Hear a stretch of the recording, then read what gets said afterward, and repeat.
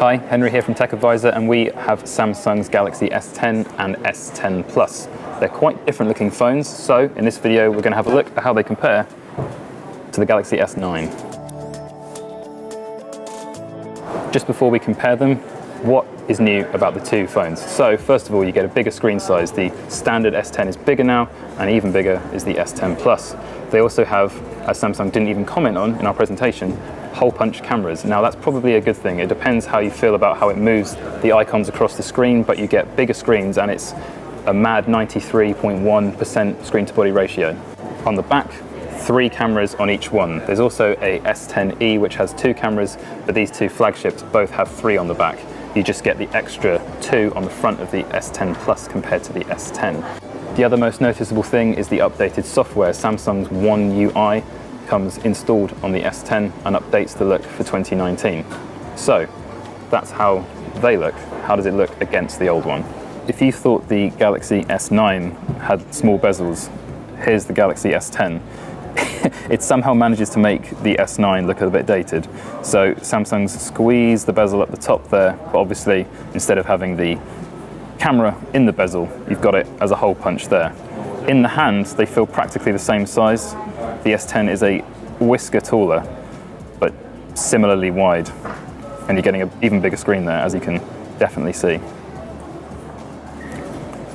On the back, aside from the fact that the S10 is still a bit of a fingerprint magnet, you've got 3 times the cameras, which is a great upgrade if you are into the smaller phone.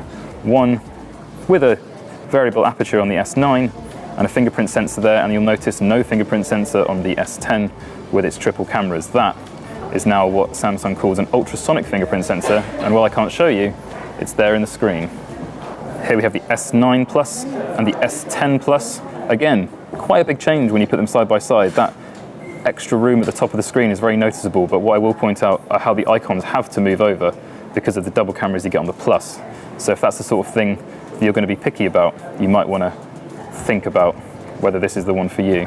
Dual cameras on the S9 with the fingerprint sensor updated to 3 cameras on the back. Fingerprint sensor again in the screen. We'll have to wait until the full review, but Samsung says that the ultrasonic nature of it means it's going to work in the rain and in the cold, something that phones like the Mate 20 Pro and OnePlus 6T sure to struggle with.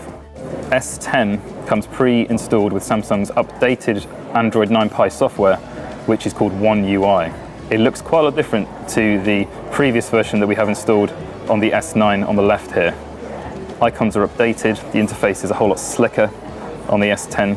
Let's take a look at the cameras, because again they're upgraded here. So on the S9, the regular one, no zoom, even though you did have a pretty decent camera. On the S10, the camera app is again updated. You now have options down the bottom rather than at the top, which is handy for one-handed use. And the thing we've been impressed with so far with the S10 is the wide and ultra-wide that you get. So the single lens is already pretty wide. Roll it back, and you get a wide-angle shot there. First time on a Samsung phone that you have an ultra-wide. And zooming in, you also have 2 times zoom, thanks to that 3rd camera. Impressive on a phone so thin.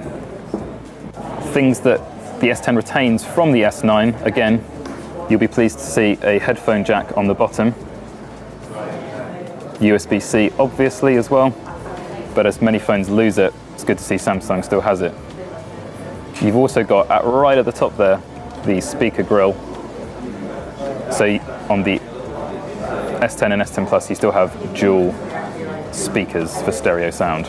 So if you're into your specs, the S9 Plus wasn't exactly a stripped down phone, but this version of the S10 Plus, which comes in ceramic black or the ceramic white we have here, has up to a mad 1 terabyte of internal storage, so that's twice as much as you had on the Note 9, and it also has 12 gigabytes of RAM. Not needed on a phone, to be honest, but we've seen it from OnePlus with their 10 gig ST, like this will see you through a good 2 or 3 years without slowing down. We hope. Samsung's got a lot better at refining its software in recent years.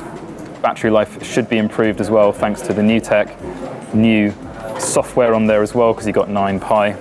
The S10 and the S10 Plus can also wirelessly charge, albeit slowly, other wireless chargeable devices. So turn it upside down and you can charge another phone or the new Galaxy Buds, for example.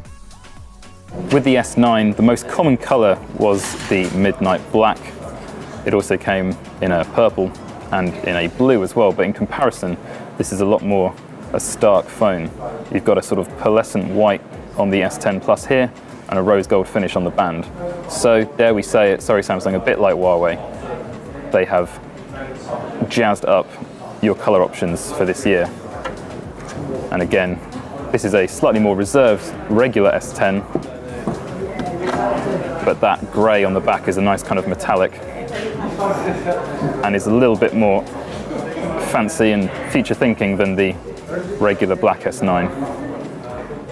So the one thing we don't know at the moment is price, but as you can tell by the two phones I hold in my hand, this one is going to cost more.